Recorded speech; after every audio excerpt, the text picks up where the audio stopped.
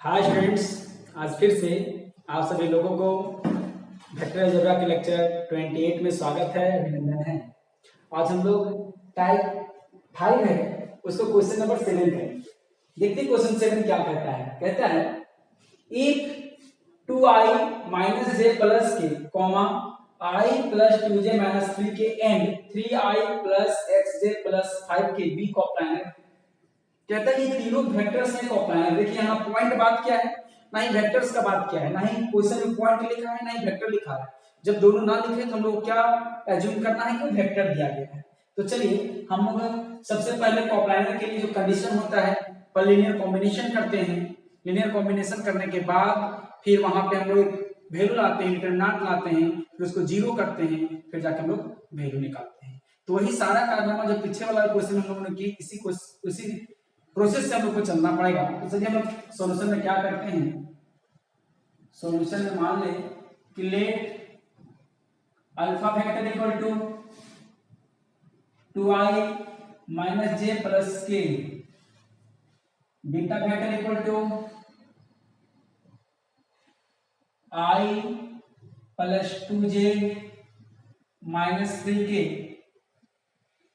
And gamma factor equal to 3i plus xj plus 5k, है ना। हम लोग इसको क्या करेंगे, लीनियर कॉम्बिनेशन करेंगे। Now linear combination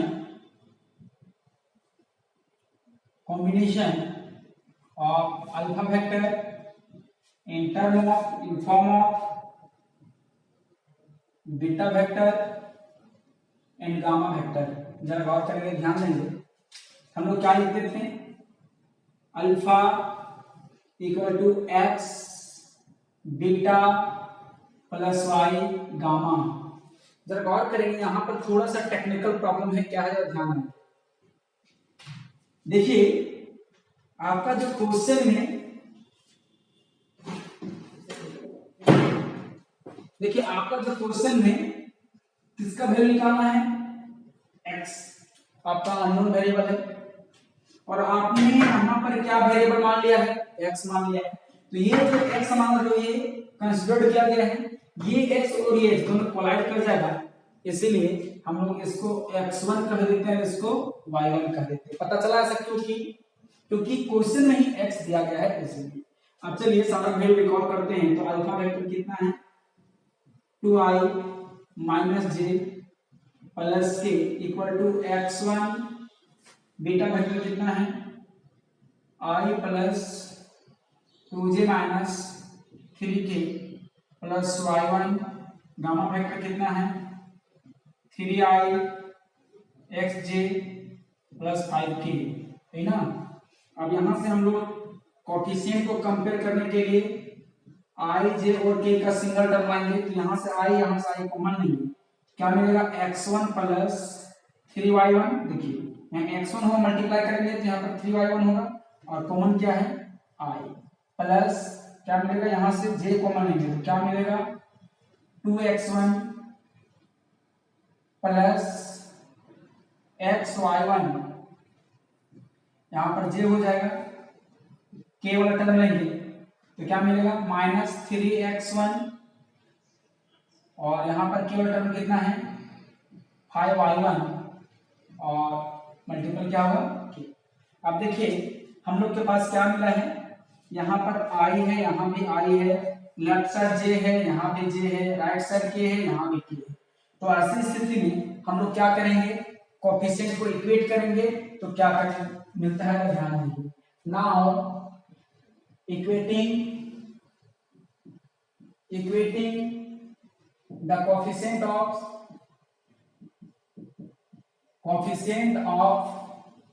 similar terms we get हमें क्या प्राप्त होता है। चलिए i1 लेते हैं, x1 plus 3y1 equal to 2, इसको मैंने इक्वेशन 1 कहा। उसी प्रकार j वाले लेते हैं, क्या मिलेगा 2x1 plus xy1 equal to -1, equation number 2 and 3 वाले को हम लेंगे तो क्या मिलेगा, देखिए 3 - 3x1 plus 5y1 equal to यहाँ पे का कोफिशिएंट ये था, इधर के कोफिशिएंट 1 है, इक्वेशन नंबर 3। कंडीशन क्या कहा है जरा ध्यान देंगे, since given vectors are coplanar, हाँ कोप्लानर तभी होगा जब इक्वेशंस क्या होगा, कंसिस्टेंट होगा, है ना।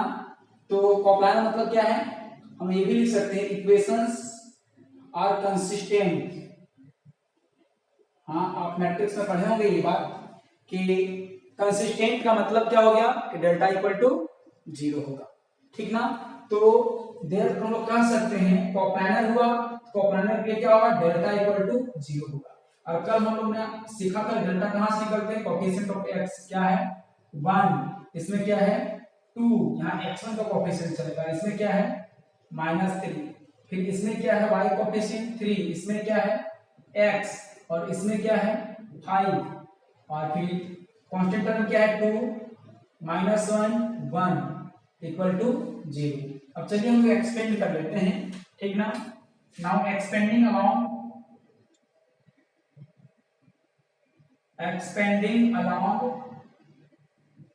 R1, तो मेरे को क्या मिलेगा, ध्यान देंगे 1, ये बंद हो जाएगा तो x5, आई होप दैट ये सॉल्व करना आपके लिए आसान होगा। ये बंद एलिमिनेट हो जाएगा, -3 -1 1 +2, ये cancel 2 -3 x and 5 equal to 0। तो क्या मिला, x -1 + 5 हो जाएगा, कनेक्शन क्या होता है फॉर्मूला में, माइनस होता है, -3, और यहाँ पर क्या मिलेगा 2 माइनस प्लस फिर -3 + 2 5 2 10 + 3x इक्वल टू 0। तो हम लोग यहाँ पर क्या मिलेगा, x + 5 माइनस यहाँ पर -1 मिलेगा, माइनस +3 हो जाएगा, +20 + 6x इक्वल टू 0। आगे हम यहाँ सॉल्व करेंगे तो क्या मिलेगा, जरा ध्यान देंगे, सिमिलर टर्म कीजिए, 6x - x कितना हो जाएगा 7x equal to plus 23 + 5 28 equal to 0, 7x - 28 हो जाएगा, और x इक्वल टू क्या होगा -28/7, तो देयरफॉर x का वैल्यू क्या मिल गया -4। इसका मतलब हो गया कि यहां ये तीनों वेक्टर को कोप्लानर तभी किया जा सकता है, एक ही शर्त है, वो शर्त है कि x का वैल्यू को क्या होना पड़ेगा -4 होना पड़ेगा। आप इसका स्क्रीनशॉट ले लें।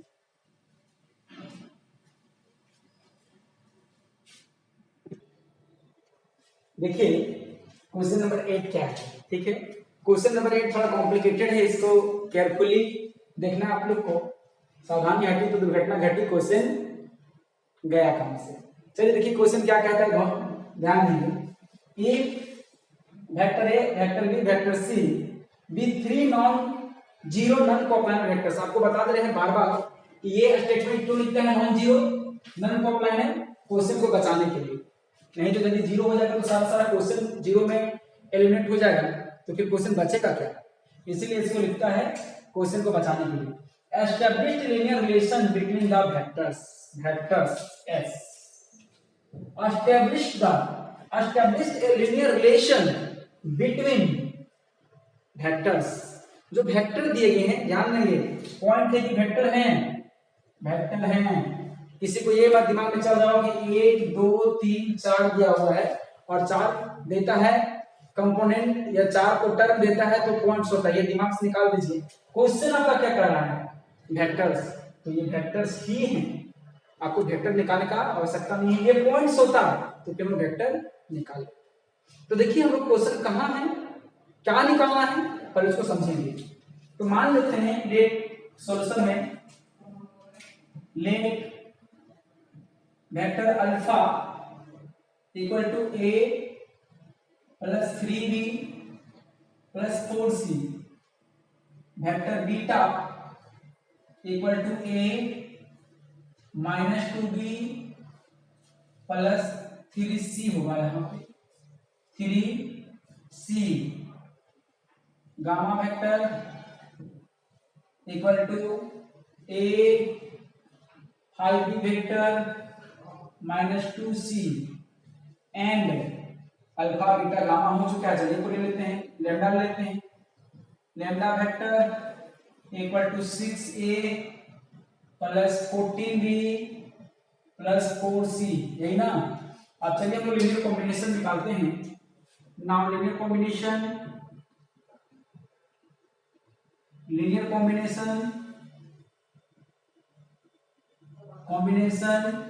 ऑफ अबव वेक्टर्स, इसका वेक्टर्स लिखते हैं अल्फा को किसके टर्म पे, बीटा गामा लैम्डा के टर्म पे। तो क्या लिखेंगे, therefore alpha vector equal to x beta x1 beta plus x y gamma plus z lambda. हाँ, उसको आप x1 x2 x3 नहीं कर सकते। तो अभी इससे पहले हम लोग कितना दूर तक था, y तक था कि नहीं। अब z भी पहुंच गया, क्योंकि यहाँ वेक्टर्स कितने हैं, 4 वेक्टर्स हैं, 4 वेक्टर्स हैं। तो इस प्रकार से हम लोग का लीनियर कॉम्बिनेशन बनेगा। अब क्वेश्चन कहां पर है वो देखेंगे। यदि मैं इसको इक्वेशन 1 बोल रहा हूं तो जरा गौर करिए, यही ना लीनियर कॉम्बिनेशन है, यही ना लीनियर कॉम्बिनेशन है। और जब ये लीनियर कॉम्बिनेशन है तो ये तो अज्यूम किया हुआ लीनियर कॉम्बिनेशन है, माना गया लीनियर कॉम्बिनेशन है, क्योंकि x को हमने माना है, y को भी हमने माना है, z को भी हमने माना है।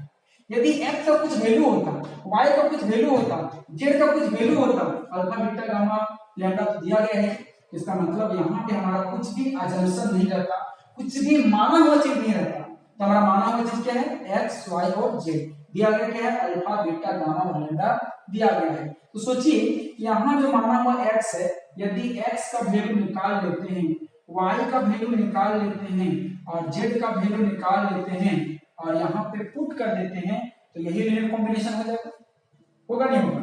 इसका मतलब फाइनली हमें क्या चाहिए, value of x, value of y, value of z, x y z का वैल्यू निकाल के इस इक्वेशन में क्या कर देंगे, रिकॉल कर देंगे, पुट कर देंगे, तो यही हमारा क्या होगा, लीनियर कॉम्बिनेशन हो जाएगा। आपकी बुक पे अल्फा बीटा गामा और लैम्डा का भी वैल्यू पुट कर देता है, आप पुट कर भी सकते हैं, नहीं भी कर सकते हैं, बाद में तो आंसर आएगा उसका। तो चलिए हम x y और z की तलाश में चलते हैं, कैसे। तो चलिए जब यहाँ पर से पहले वैल्यू पुट करेंगे तो मेरा क्या मिलेगा, अल्फा का वैल्यू बताइए, vector a plus 3b vector plus 4c vector equal to x beta vector कितना है, a vector minus 2b vector plus 3c vector plus y gamma vector कितना है, a vector 5b vector minus 2c vector plus z lambda vector कितना है, 6a plus 4b plus 4c। एक बात और आपको बता दें कि यदि मुझे x y z वैल्यू निकालना है, क्या कितने वेरिएबल हैं, 3 वेरिएबल हैं। तो कम से कम फंडामेंटल थ्योरम अरिथमेटिक के अनुसार हमें कम से कम एटलीस्ट कम से कम मुझे 3 इक्वेशन चाहिए, ताकि x y और z का वैल्यू हम निकाल सकते हैं।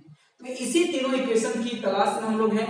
यदि वो तीनों इक्वेशन मिल जाता है तो तीनों को हम लोग सॉल्व करेंगे और सॉल्व करने के बाद फिर हम x y z का वैल्यू निकाल लेंगे। तो चलिए यहाँ से फिर से इक्वल साइन दिया गया है, तो कोएफिशिएंट को इक्वेट करने के लिए हम लोग कॉमन लेने का काम करते हैं। तो कॉमन लेंगे तो क्या मिलेगा, ये देखिए, ये तो a ही रहेगा प्लस 3b रहेगा प्लस 4c रहेगा। चलिए यहाँ से a कॉमन लेंगे तो x यहाँ बचा, यहाँ से a कॉमन लेंगे तो y बचा, यहाँ से a कॉमन लेंगे तो 6z बचा, a मिला, हाँ, प्लस यहाँ से b कॉमन लेंगे तो क्या मिलेगा, -2x बचा, यहाँ से b कॉमन लेंगे तो 5y बचा, और यहाँ से b कॉमन लेंगे तो 14z बचा, और यहाँ पर b हो गया, प्लस c कॉमन लेंगे तो c क्या मिलेगा, 3x मिलेगा, प्लस यहाँ क्या मिलेगा, -2y मिलेगा, और प्लस 4z मिलेगा, कॉमन क्या है, c है ना।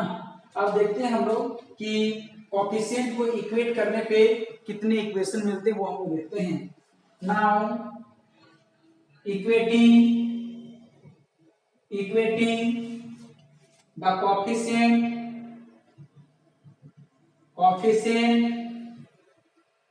ऑफ सिमिलर टर्म्स, हाँ क्या मिलता है, जरा गौर करेंगे। देखिए x plus y plus 6z equal to 1, फिर क्या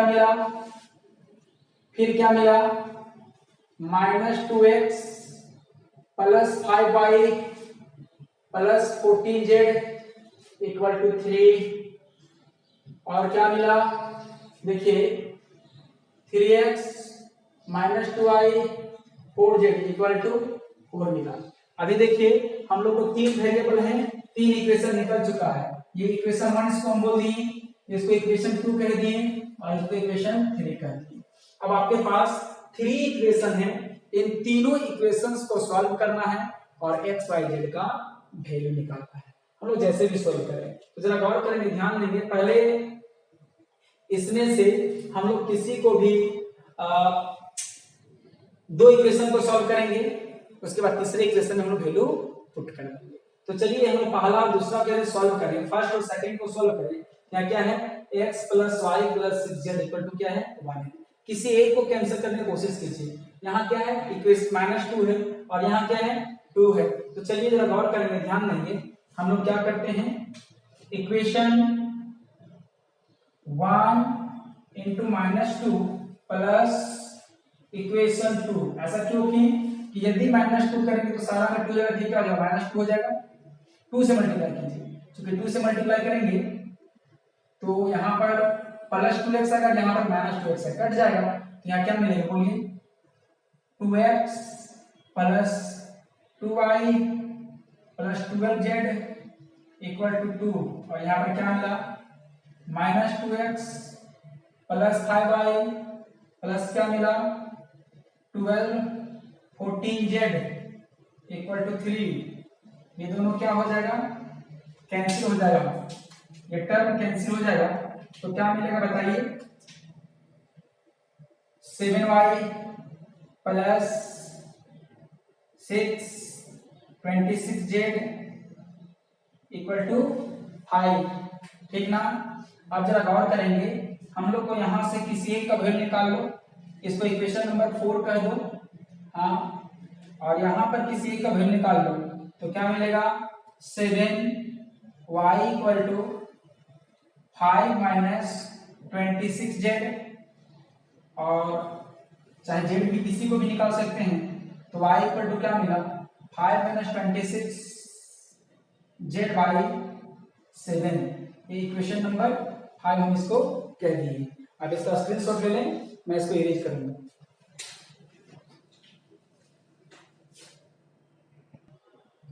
ये सारा का सारा जो वैल्यू निकाल रहे हैं किसके लिए, x beta plus y gamma plus z lambda के ये निकाल रहे हैं। तो इस इक्वेशन को पहले हम कहीं लिख लेते हैं। चलिए इक्वेशन 1 मैंने माना था, चूंकि 1 यहाँ भी मान लिया, कोलाइड कर दिया, इसलिए मैंने इसको इक्वेशन a कर दिया। और अब चाहें तो आप इसको नहीं भी बनाएंगे y का वैल्यू तो भी इसको दूसरे तरीका से बना सकते हैं। चलिए पहले इस इक्वेशन को रख लेते हैं कि साइड में सहयोग कर काम देगा, ठीक है। तो चलिए एक काम और कर लेते हैं, जिस प्रकार आपने यहाँ पर 1 और 2 को सॉल्व करके एक 2 वेरिएबल का y और z का लाया, उसी प्रकार इन दोनों को सॉल्व करके y और z लाया। इसका मतलब क्या है, आपको एनी हाउ x को हटाना है, क्योंकि इसमें x और x नहीं है। तो चलिए हम लोग क्या करेंगे, पहला फिर से इक्वेशन 1 और 3 को सॉल्व करते हैं। अगेन ऐसा जरूरी नहीं कि 1 और 3 को ही सॉल्व करें, ठीक है, लेकिन यहाँ x था, 3 से मल्टीप्लाई करेंगे सेपरेट कर देंगे तो आसान होगा, इसीलिए मैंने ऐसा किया। तो क्या करेंगे, इक्वेशन 1 इंटू 3 माइनस इक्वेशन 3, इसको मल्टीप्लाई करेंगे बहादुर तो क्या मिलेगा बताइए, 3x plus 3y plus 6 3 18z equal to 3, और यहाँ पर फिर क्या मिलेगा बताइए, 3x minus 2y plus 4z equal to 4। अब हम लोग इसको सब्ट्रैक्ट करेंगे, क्योंकि सब्ट्रैक्ट है, और जब सब्ट्रैक्ट करते हैं तो नीचे वाला का साइन बदलता है, ये बचपन से लोग पढ़ते आ रहे हैं, ठीक है।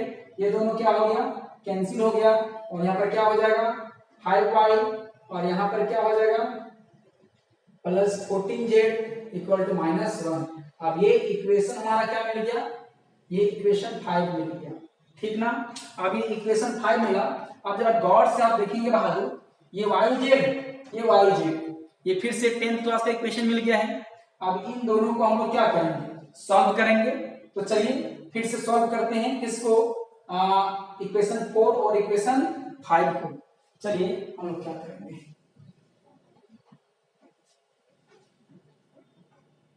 तीन वेरिएबल है, आपको थोड़ा सा लंबा मैथड से बनाना पड़ेगा। आप चाहें तो इसको मैट्रिक्स मेथड से बना सकते हैं, क्रेमर्स रूल से बना सकते हैं, आपको कोई भी मेथड जाइएगा तो थोड़ा लॉन्ग बनेगा ही बनेगा।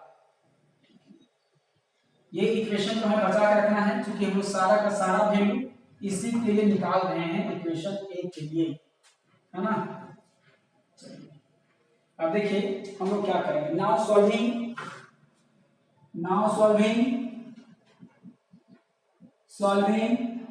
Equation 4 and 5।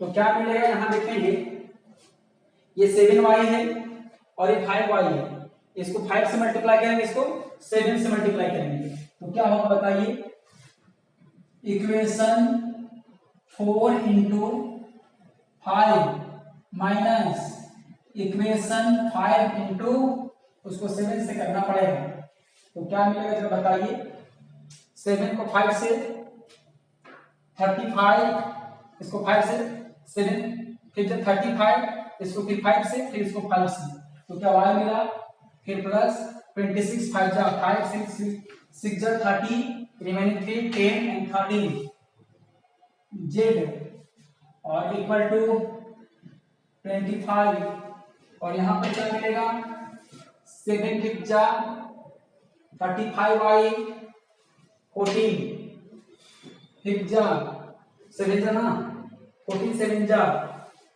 8 2 7 9 z equal to कितना मिला -7। अब इसको सब्ट्रैक्ट करेंगे तो ये क्या मिलेगा, माइनस ये माइनस और ये प्लस, तो कितना हो जाएगा, कैंसिल ये दोनों टर्म हो जाएगा। हाँ अब इसको हम लोग सब्ट्रैक्ट करेंगे, तो 10 में 8 गया तो 2 बचा, 12 में 9 गया तो 3 बचा, z इक्वल टू क्या मिला 32 मिला। अब बताइए z का वैल्यू कितना मिल गया 32/32, तो बताइए z का वैल्यू कितना मिला बहादुर 1। हाँ अब z का वैल्यू पुट कहाँ कर देंगे, इक्वेशन 4 चाहे 5 पे पुट करेंगे। आप समझ लीजिए कि ये 10th क्लास में उधर से भूल जाइए, ये दोनों इक्वेशन को सॉल्व कर रहे हैं। तो चलिए बिकम्स इक्वेशन नंबर 5 में पुट करो या 4 पुट करो, किसी में पुट करो, तो 5 में पुट करेंगे, क्या मिला z का वैल्यू पुट करेंगे, तो क्या बोले तो 5y plus 14z equal to -1, और यही z का वैल्यू कितना है बहादुर 1, तो क्या मिल गया बताइए 5y plus 14 into 1 equal to -1। अब क्या मिला 5y इक्वल टू -15, तो y इक्वल टू कितना मिल गया -3, 5 3 जा 15, y मिल गया है। हाँ अब देखिए z मिल चुका है, y मिल चुका है। अब सोचिए किसी भी 1 2 3 में दो वेरिएबल को पुट कर देंगे तो तीसरा मिल जाएगा।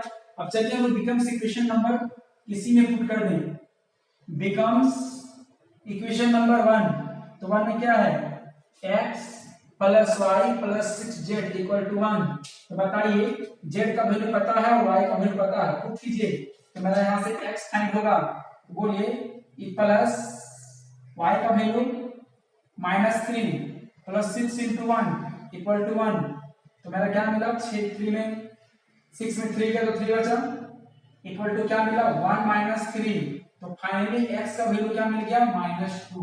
अब बताइए हमारे पास x भी पता है, y भी पता है और z भी पता है, देयरफॉर हम कहेंगे इस इक्वेशन के आगे सबको सबका वैल्यू मिल चुका है, देयरफॉर रिक्वायर्ड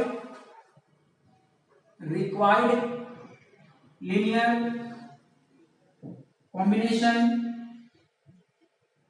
कॉम्बिनेशन इज, चलिए ये ना है। अब चलिए अल्फा का वैल्यू तो अल्फा ही रहने देते हैं, x का वैल्यू कितना है -2 बीटा प्लस y का वैल्यू क्या है -3 गामा, हाँ, और z का वैल्यू कितना है 1 लैम्डा, और ये हमारा क्या हो गया, ठीक है। कहां से आया, फ्रॉम इक्वेशन नंबर ए से हम लोग लिख दिए। आपके बुक पे अल्फा का वैल्यू पुट कर दिया गया है, बीटा का वैल्यू पुट कर दिया गया है, गामा का वैल्यू पुट कर दिया गया है, लैम्डा का वैल्यू पुट कर दिया गया है। उसको नहीं पुट करेंगे, पुट करने से क्या होगा, थोड़ा आंसर कॉम्प्लिकेटेड दिखेगा, इसलिए आप यहीं भी आंसर लिख सकते हैं, ठीक है। तो हम लोगों ने क्या किया, सबसे पहले कोएफिशिएंट को इक्वेट करके 3 इक्वेशन लाया, तीनों इक्वेशन को जिस मेथड से सॉल्व करना है कर सकते हैं, लेकिन हमने क्या किया, किसी 2 इक्वेशन को सॉल्व किया, यहां से x को उड़ाने का सोचा, पहला दूसरा से x उड़ा दिया तो बचा कौन yz, फिर पहला दूसरा से x उड़ा दिया तो कौन बचा yz, और जैसे 4 इक्वेशन 5 आ गया तो हम लोग को क्या मिल गया 10th क्लास में इक्वेशन मिल गया, सॉल्व कर दिए, y और z मिल गया, तो यहां पुट कर दिए, x मिल गया, वही मेरा मकसद था x y z निकालना। x y z निकालने के बाद इक्वेशन a मेरा था, यहां पर पुट कर दिए, which is the linear combination of the given vectors. Is it clear? आज का लेक्चर हम लोग यहीं तक रखते हैं, धन्यवाद।